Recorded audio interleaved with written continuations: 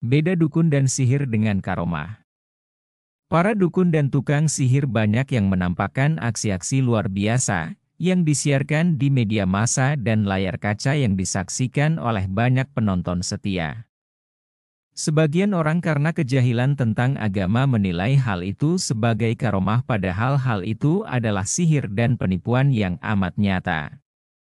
Syekhul Islam Ibnu Taimiyah, bahwa fitnah Dajjal itu tidaklah terbatas pada orang-orang yang hidup di zamannya saja, bahkan fitnah Dajjal yang sesungguhnya adalah setiap kebatilan dan penyimpangan terhadap syariat yang dibarengi dengan keluarbiasaan. Barang siapa percaya dengan kesesatan yang memiliki kedikdayaan tersebut maka dia terkena fitnah Dajjal. Fitnah jenis ini banyak sekali pada setiap waktu dan tempat. Namun, fitnah Dajjal yang diberitakan Nabi Shallallahu Alaihi Wasallam dalam banyak haditsnya adalah fitnah yang paling dahsyat.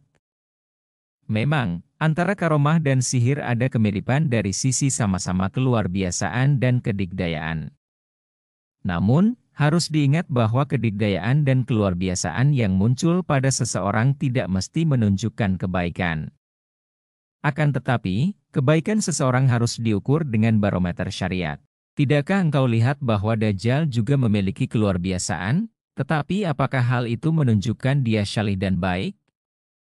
Jadi, dalam hal ini harus dibedakan antara karomah dan istidraj. Karomah adalah keluarbiasaan yang Allah anugerahkan kepada hambanya yang beriman dan bertakwa. Adapun kedikdayaan yang muncul dari orang yang menyimpang, penyihir, dan para dajjal, maka hal itu disebut istidraj dan tipu daya iblis. Imam Syafi'i telah menyingkap kedok mereka. Ibnu Abi Hatim berkata, menceritakan kepada kami Yunus, aku berkata kepada Syafi'i, kawan kita Laits mengatakan, seandainya saya melihat pengekor hawa nafsu berjalan di atas air, saya tidak akan menerimanya.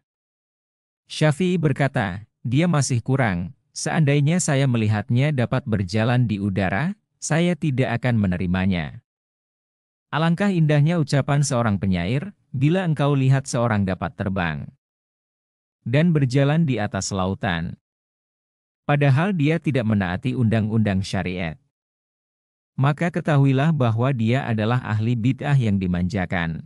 Jadi, sehebat apapun kejadian luar biasa yang dipertontonkan para dukun tidak bisa dikatakan sebagai karomah dan pelakunya tidak bisa dikatakan sebagai wali Allah, sebab banyak perbedaan antara sihir dan perdukunan dengan karomah.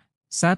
Sihir dan perdukunan terjadi dengan bantuan setan, sedangkan karomah biasanya adalah kebetulan.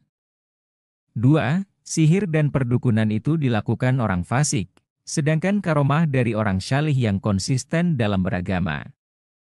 3. Sihir dan perdukunan melakukan pelanggaran-pelanggaran syariat berupa kekufuran dan kejahatan, sedangkan karomah tidak mungkin demikian.